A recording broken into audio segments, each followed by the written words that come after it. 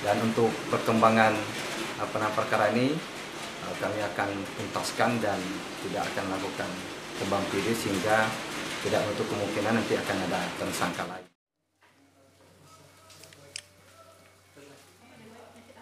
Kejari Aceh Singkil tetapkan tersangka korupsi KMP Singkil 3 oleh Zulkarnain.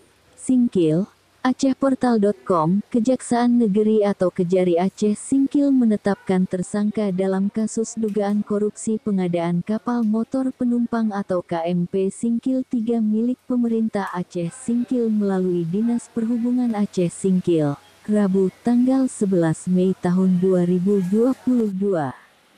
Penetapan tersangka itu dilakukan setelah melalui sejumlah proses, diantaranya pemeriksaan saksi secara maraton beberapa waktu lalu dan menerima hasil temuan kerugian negara dari audit yang dilakukan oleh Badan Pemeriksaan Keuangan Provinsi atau BPKP Aceh.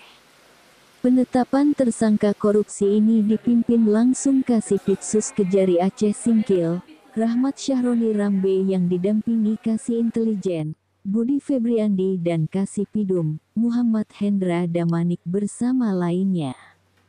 Sebelum diantarkan ke rumah tahanan kelas 2B Singkil untuk ditahan selama 20 hari ke depan, tim medis terlebih dahulu mengecek kesehatan tersangka.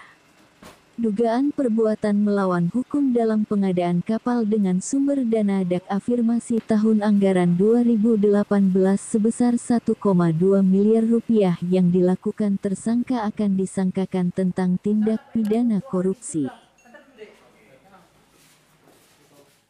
Ya, hari ini kami lakukan penetapan tersangka inisialnya T sebagai penyedia atas dugaan tindak pidana korupsi kapal penumpang pada Dinas Perhubungan Kabupaten Aceh Singkil tahun anggaran 2018.